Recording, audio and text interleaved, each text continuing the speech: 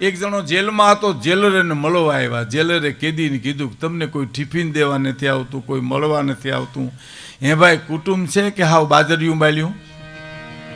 તો કેદી કે કુટુંબ તો બહુ મોટું છે કે કાં કોઈ મળવા ન આવે, ટિફિન દેવા ન આવે? તો બધા અહીંયા જ છે સાહેબ, હે આખું મંડળ અહીંયા છે. કોઈક બહાર હોય તો ટિફિન લઈને આવે ને. આમાં શું કરો તમે સાહેબ? એક ભાઈની ઘરે મહેમાન આવ્યા અને મહેમાન હજી બેઠા હતા. ગરદનીએ દીકરાને કીધું કે મહેમાન હારું બજારમાંથી કંઈક લઈ આવ્યા, રિક્ષા લઈ આવ્યો. બોલો, બિચારા બેઠા ને હું ઊભા થયા, રિક્ષા બેહીને વૈયા ગયા ચા પાણી પીધા વિનાના. પણ છોકરાએ વળી રહી રહીને બાપુજીને પૂછ્યું કે હું કામે આવ્યા હતા? મહેમાન તક હગાઈ કરવા તને જોવા. એમ સાયકલ લઈને હળી કાઢી પર રિક્ષામાં હોયા જાય, સાયકલે પકડાય કોઈ દી સાહેબ. એ નો આવે, એ નો આવે સાહેબ, સમજણ નો આવે. કોઈ એમ કે ધીરે ધીરે સમજણ ને બુદ્ધિ આવશે, એ વાતમાં માલ નથી સાહેબ. આવી તો આવી ન કહો, પૂરું થઈ ગયું. 80 વર્ષ સુધીના હાથમાં લાકડીઓ લઈને રખડતા હોય.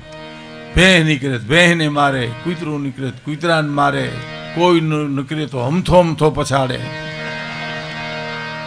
અને સકર વગર ડોરા કરતો કરતો આપણે કે તમે રામજીભાઈના દીકરા કે નહીં?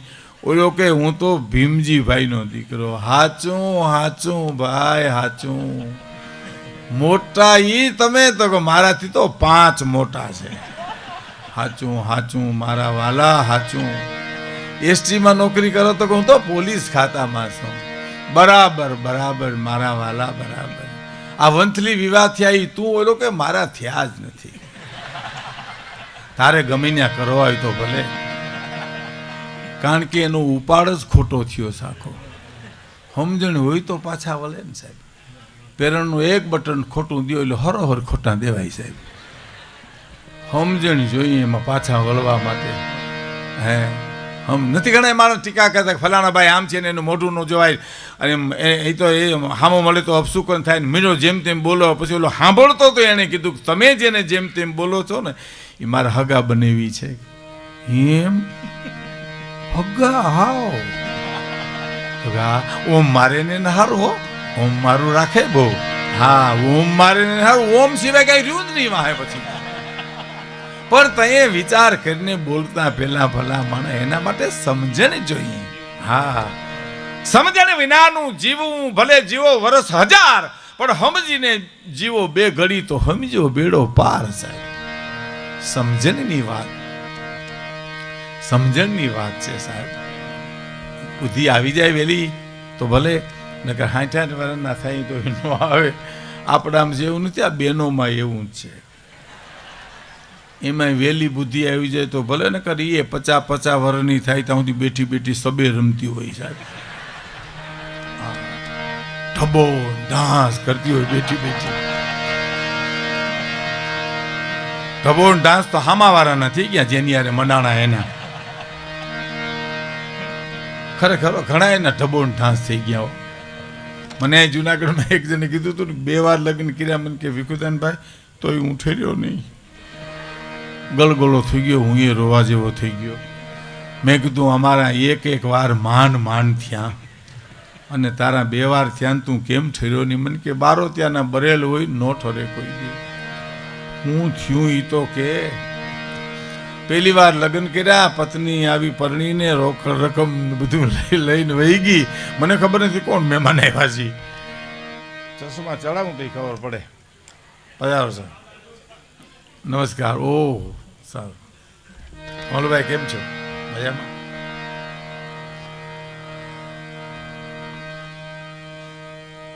એટલે મેં કીધું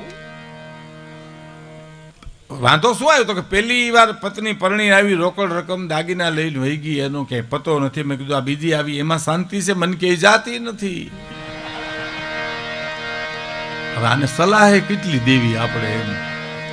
હે ઓલી એક વાત નથી એક જણા કે એમ કે હું ગમે ને કન્યા પસંદ કરું, મારા બાબા મારી બા ધડે ના પાડી દી. મને કે કન્યા મને ગમે, મારી બાને ન ગમે. હગી જનેતા ઉઠીને સડતી દેગડીમાં પાણા નાખે. મારી બા લીલ પરણાવશે પણ મને નહીં પરણાવે.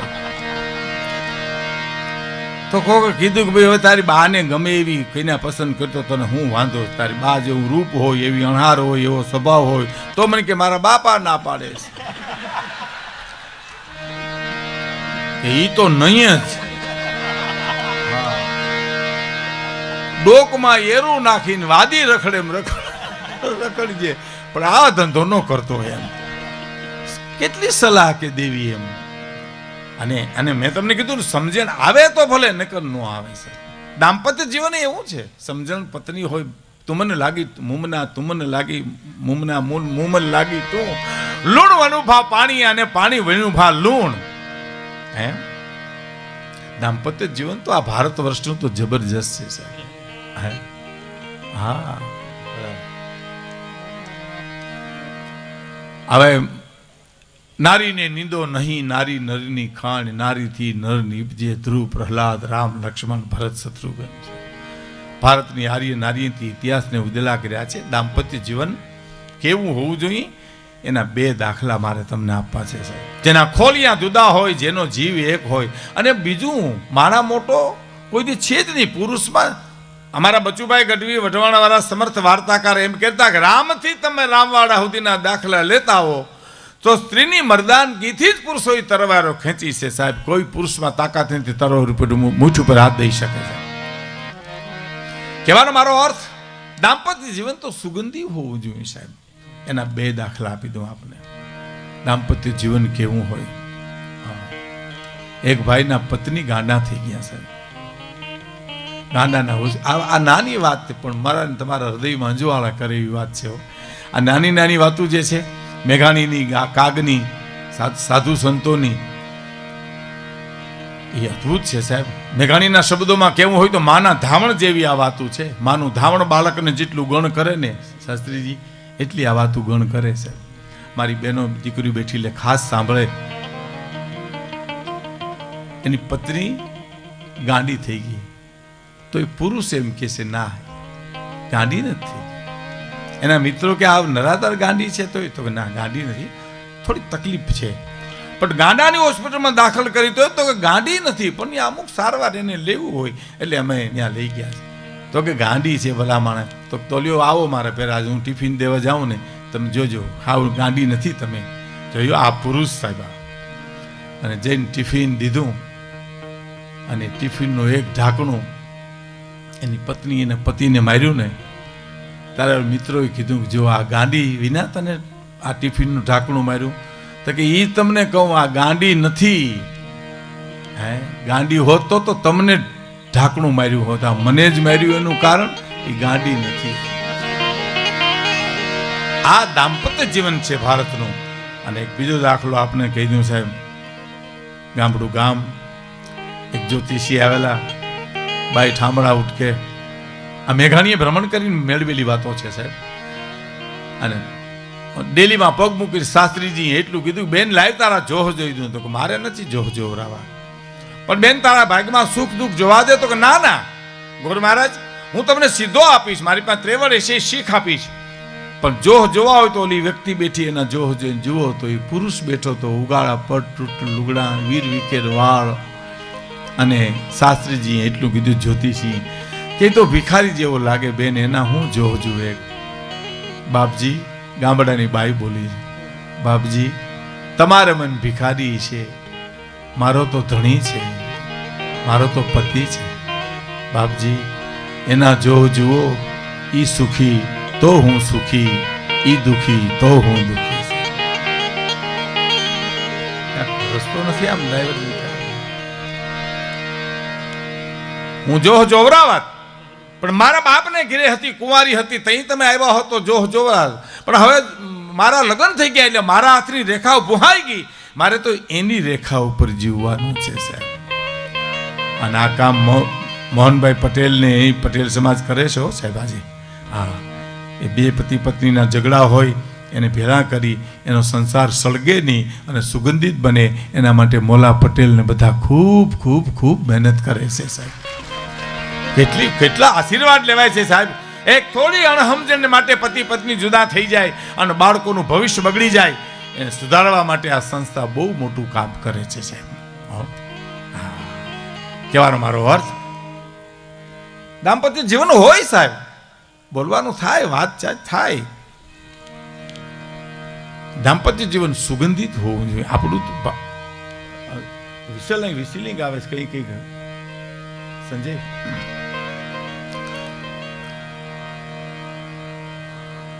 એક જણાના બહુ મોટી ઉંમરે લગ્ન થયા, બહુ મોટી ઉંમરે સાહેબ, બહુ મોટી ઉંમરે, હજી લંબાવું, બહુ મોટી ઉંમરે.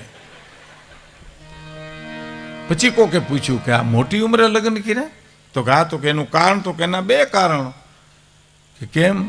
તો સારું પાત્ર નીકળે તો પોરો થાય, કે રાહ જોઈ પ્રમાણ છે. પાત્ર તો સારું મળ્યું ને, ભલે મોડું મળ્યું પણ, અને નબળું પાત્ર નીકળે તો જાજુ ભોગવવું નહીં.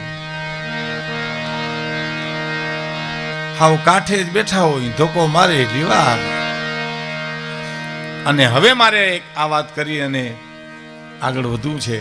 કબીરને જઈને એક માણસે કીધું, કબીરને, મારે લગ્ન કરવા છે, કરું કે ન કરું? તો કબીર કઈ બોલ્યા નહીં. બીજી વાર જુવાને કીધું, હું તમને પૂછવા આવ્યો છું, મારે લગ્ન કરવા છે, કરું કે ન કરું? કબીર બોલ્યા નહીં. ત્રીજી વાર કીધું, તમને પૂછવા આવ્યો છું. કબીરે એના પત્નીને કીધું કે દીવો પેટાવીને દઈ જાવ ને. બપોરના ટાણે દીવો પેટાવી કબીરના પત્ની આડો હાથ રાખી દીવો મૂકીને વયા ગયા. પછી 5-10 મિનિટમાં કીધું કબીરે કે દીવો લઈ જાવ, એટલે લઈ ગયા દીવો. પછી ઓલા જુવાને કીધું, તમારે બપોરને ટાણે ધોમ તડકામાં આ દીવાની શું જરૂર હતી? કબીર કે, તમે પૂછ્યું પણ મારે પત્ની પૂછ્યું. બહુ સારી વાત છે. તમે પૂછ્યું પણ મારા પત્ની પૂછ્યું? તો કે ના. તો કે એવું મળે તો કરી લેજો, નકર એમનેમ રહેજો. એમ દાંપત્ય જીવન સુગંધિત છે સાહેબ. અને એ લક્ષ્મીજી ડોકા તાણે છે, જે નંદ બાવાને નેહડે, મા તારા કેટલી જન્મની કમાણી છે. અને પછીની બે બાયુ જે ઊભી છે, સાંભળજો સાહેબ. હે કે કર્મા લઈને પૂરડીને ઊભી રાણી રે, કર્મા લઈને પૂરડીને ઊભી રાણી રે.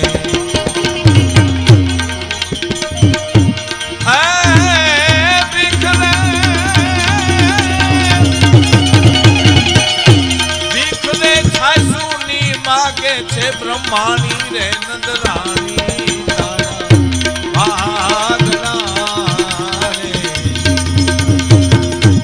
કેટલા જન્મની કમાણી રે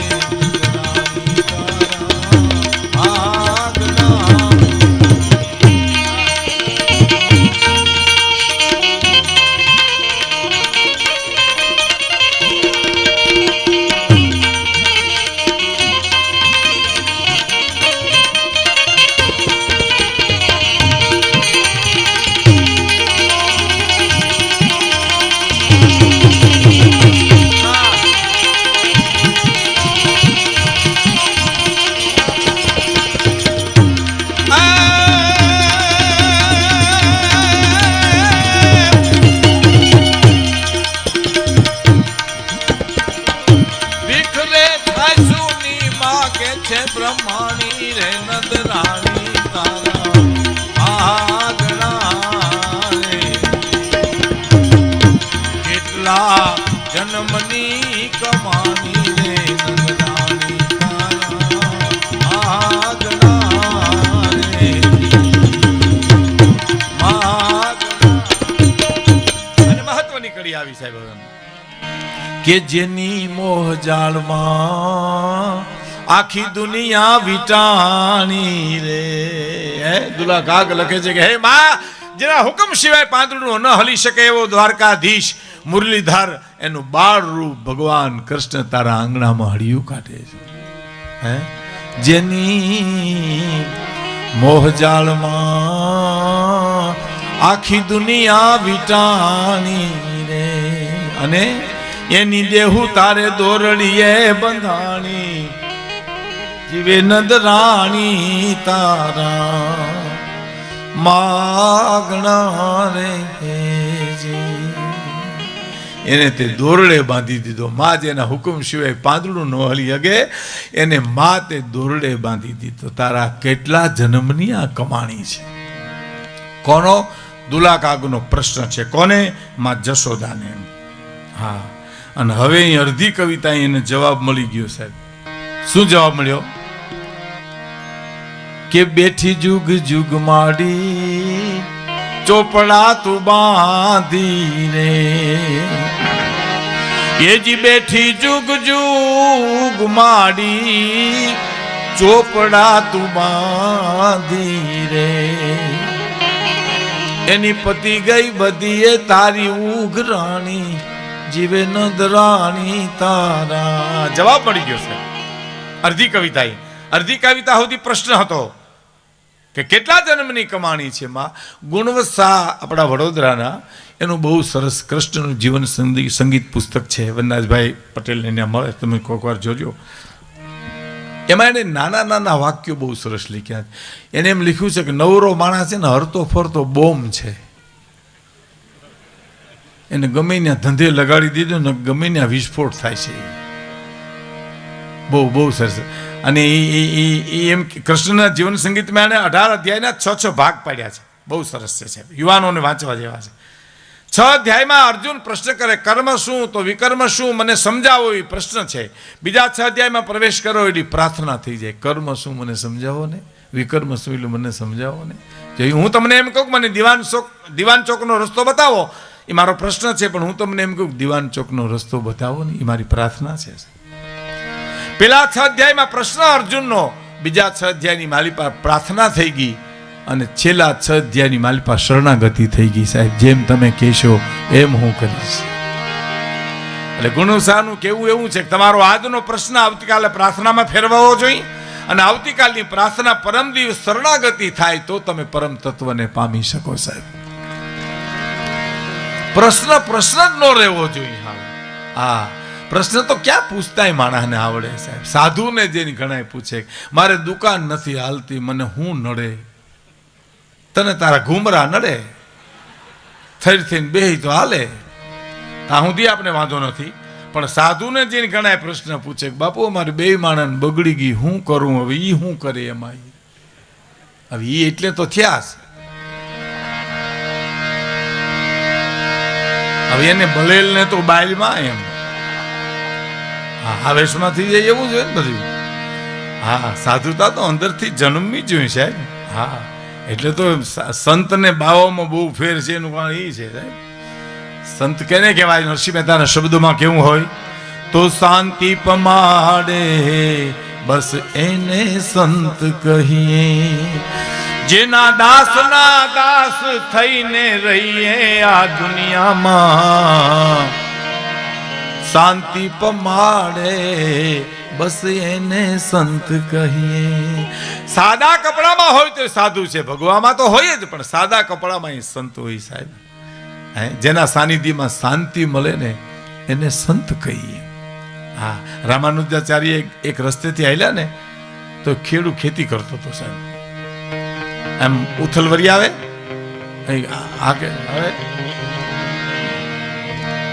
એ ઉથલવરી ને સામે હેઠેથી પાછો અહીંયા આવે, તા એક પુસ્તક કપડામાં બાંધેલું, એને આમ પગે લાગે, આમ હૈયે લગાડે, હાથે લગાડે. એમાં રામાનુજાચાર્ય જોઈ ગયા કે આ ગામડાનો માણસ આમાં શું હશે, આમાં શું કરતો હશે, આ શું છે, આની ચેષ્ટાઓ જોવા જેવી છે. એટલે રસ્તાને કેડાને કાંઠે જોતા જોતા વળી પાછું 2-3 વાર એવા જોયું, અને પછી જઈને પૂછ્યું હે ભાઈ આમાં શું છે? તો કે ગીતાજી છે. ઓ, શું કરશો? હું અભણ માણસ છું સ્વામીજી, બાપજી મને વાંચતા નથી આવડતું, મારા કૃષ્ણની વાણી છે, અર્જુનને સંભળાવી છે, મને વાંચતા નથી આવડતું, એટલે હું ને પ્રેમ કરું છું, બસ મારે હૈયે લગાડું, મારે આંખે લગાડું, મારે હૈયે લગાડું. રામાનુજાચાર્ય રોઈ પડ્યા સાહેબ, આંખમાં આંસુ આવી ગયા. પ્રેમ તું જ કરી શીખો સાહેબ, અમે તો અર્થ કરવામાં જ રહ્યા છીએ, અમે તો એના ભાષાંતરમાં જ રહ્યા છીએ. પ્રેમ તો તે જ. આપણા જુનાગઢનો જ દાખલો સાહેબ, એક સ્વામીજી પ્રવચન કરાવ્યા હતા ને ગામડાનો માણસ એને સાંભળવા આવે, હવે એમાં 4-5 દીમાં પછી એક દી નહોતો, એટલે સ્વામીજીને એમ થયું કેમ નહીં આવ્યો હોય. પછી પાછો એ આવી ગયો ટાણે, એટલે પછી વ્યાસપીઠમાં બોલાવી અને પૂછ્યું કે તમે ગામડેથી આવો તો બાપા? તો કે હા. આ 2 દી કેમ નહોતા આવ્યા? કે બાપજી 2 દી થોડું કામ હતું. શું કામ હતું? કે એક મહેમાન આવ્યો તો 20 વર્ષથી અમારે ઘીરે, તેનું ગામના પાદરમાં મૂકવા ગયો હતો. હકીકતમાં 20 વર્ષનો દીકરો મરી ગયો હતો એ માણસનો સાહેબ. એને કીધું શું ખબર?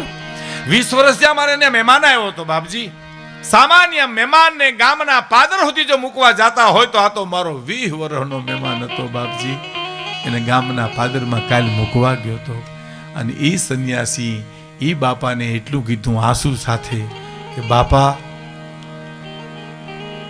તમે કોલસાની ખાણમાં ઉતર્યા પણ કાળા ન થયા. બાપા, તમે પાણીમાં પડ્યા પણ પલળ્યા નહીં. બાપા, તમે સંસારમાં રહ્યા પણ સંસાર સ્પર્શ ન કર્યો. બાપા, તમે ગીતા વાંચી નહીં હોય પણ ગીતા જીવી બતાવી કહેવાય તમે તો. એમ કલ્પના તો કરો સાહેબ.